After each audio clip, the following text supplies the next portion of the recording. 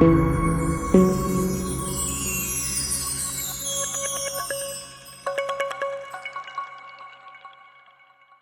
vous le savez, nous sommes tous derrière Ibrahim Traoré pour ce qu'il est en train d'accomplir. Il est en train de poursuivre le travail de bon nombre d'Africains qui ont tenté de libérer l'Afrique. Mais n'oublions pas que si ces Africains n'ont pas réussi à libérer l'Afrique, c'est parce que d'une, leur époque n'était pas du tout favorable au bien mais au mal. Et de deux, parce qu'on les a empêchés. Et ceux qui les ont empêchés de libérer l'Afrique sont les mêmes qui aujourd'hui vous diront « Bah voilà, vous voyez, les Africains ne peuvent pas s'autogérer, ils ont besoin de nous. » Ils créent le problème et se présentent comme la solution. Cette attitude sournoise est à la fois pour des causes de survie et à la fois le signe d'un instinct prédateur.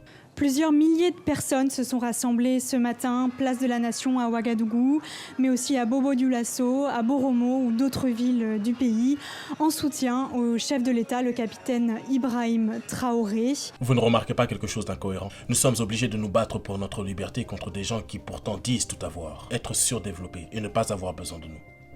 Mais question. Pourquoi devons-nous nous battre pour notre liberté si vous ne dépendez pas de notre asservissement? Si aujourd'hui on soutient sérieusement eBay dans cette guerre d'émancipation, c'est parce que clairement, on en a marre de devoir se partager les miettes des recettes de notre richesse après qu'ils les ont pillées avec l'aide des traites qui nous ressemblent. Mais voilà, le plus important est de savoir que beaucoup ont déjà tenté cet exploit d'émancipation en Afrique. S'il vous plaît, prenons le temps de nous les remémorer et de les remercier pour leur sacrifice, c'est important. Ces Africains qui se sont battus pour la liberté de leur pays ont malheureusement été assassinés ou salement écartés et qualifiés par l'Occident de dictateurs, comme si se mêler des affaires d'un pays étranger, venir y imposer ses propres décisions, séduire les plus faibles d'entre nous et les utiliser comme cheval de Troie, comme si ça n'était pas être dictateur. En tout cas, des opposants à cette dictature sans frontières, il y en a eu. On connaît tous l'histoire de Kadhafi, mais il n'était pas le seul.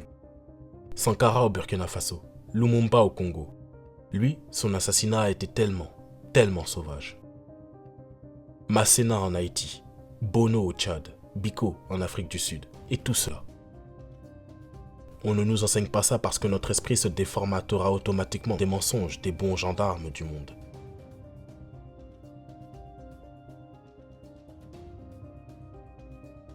Lui, c'est Gbagbo. Il est toujours en vie, mais a été salement évincé de son statut de président en Côte d'Ivoire et remplacé par quelqu'un de plus docile.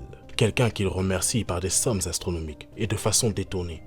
Je vais vous le montrer. Mais avant ça, parce que les médias ont sûrement oublié de diffuser cela aux infos, voici comment l'armée française a bombardé pendant un énième coup d'État en Côte d'Ivoire des civils ivoiriens qui manifestaient pacifiquement pour qu'on ne touche pas à leur président.